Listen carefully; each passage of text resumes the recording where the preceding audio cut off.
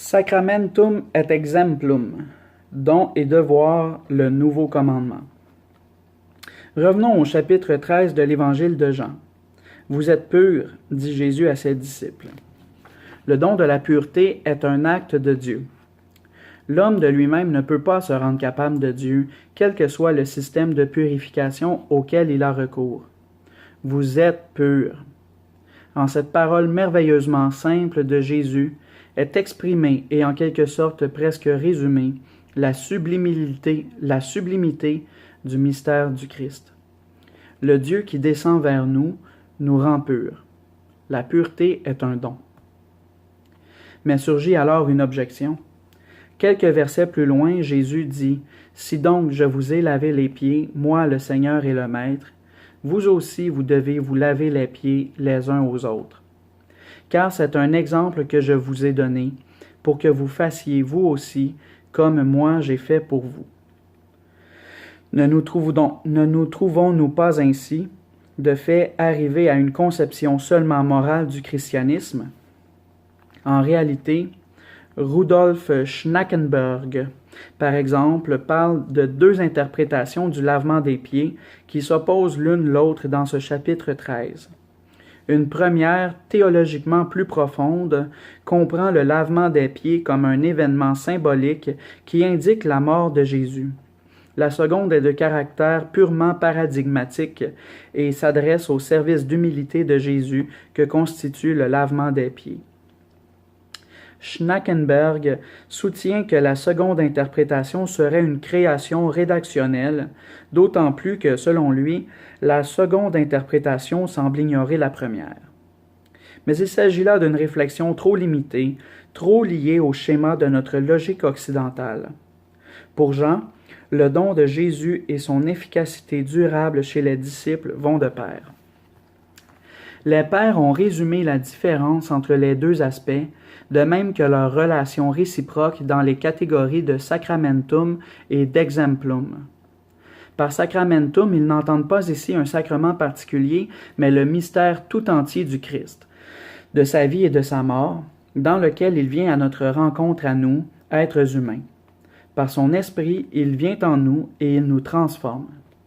Mais justement parce que ce sacramentum purifie véritablement l'homme, le renouvelle de l'intérieur, il devient alors la dynamique d'une nouvelle existence.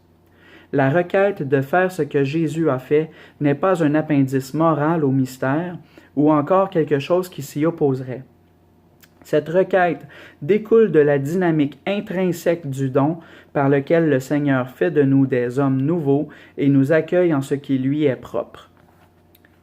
Cette dynamique essentielle du don, par laquelle lui-même maintenant agit en nous et par laquelle notre agir devient une seule chose avec le sien, apparaît de manière particulièrement claire dans cette parole de Jésus.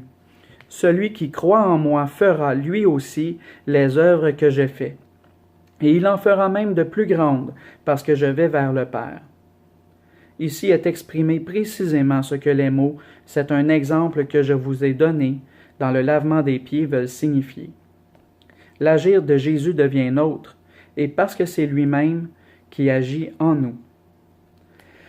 À partir de là, nous pouvons alors comprendre aussi le discours sur le nouveau commandement par lequel, après l'intermède sur la trahison de Judas, Jésus reprend encore l'invitation au lavement réciproque des pieds, la transformant en principe. En quoi consiste la nouveauté du nouveau commandement? Parce que ici, en fin de compte, c'est la nouveauté du Nouveau Testament qui est en jeu. Il est donc important que la question à propos de l'essence du christianisme soit abordée avec une attention particulière. On a dit que la nouveauté, au-delà du commandement de l'amour du prochain qui existait déjà, se révèle dans l'expression « vous aimez les uns les autres comme je vous ai aimé », c'est-à-dire dans le fait d'aimer au point d'être prêt à sacrifier sa propre vie pour l'autre. Si c'est en cela que consiste l'essence et la totalité du commandement nouveau, alors le christianisme de fait serait à définir comme une sorte d'effort moral extrême. C'est ainsi que beaucoup interprètent aussi le discours sur la montagne. Par rapport à la voie ancienne des 10 commandements, celle qui indiquerait pour ainsi dire le chemin de l'homme commun, Le christianisme inaugurerait avec le discours sur la montagne la voie élevée d'une exigence radicale dans laquelle se serait révélé un nouveau niveau d'humanisme dans l'humanité.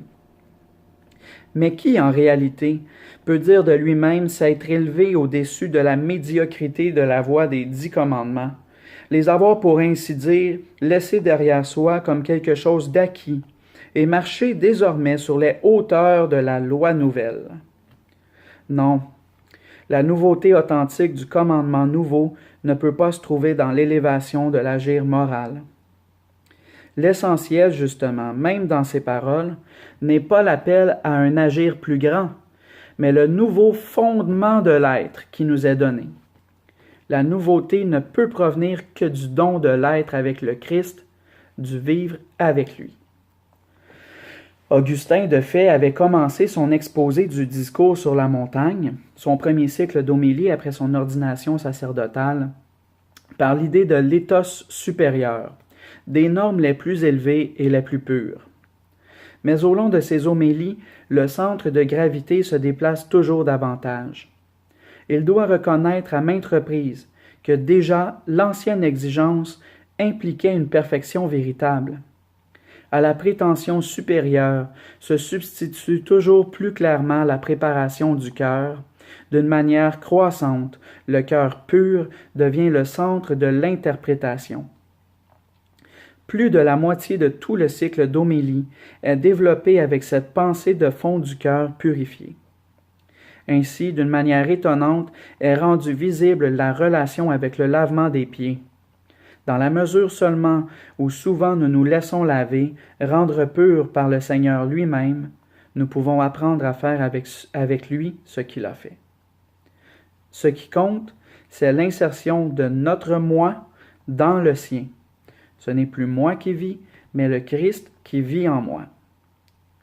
C'est pourquoi le deuxième mot-clé qui apparaît souvent dans l'interprétation d'Augustin du discours sur la montagne est le mot miséricorde.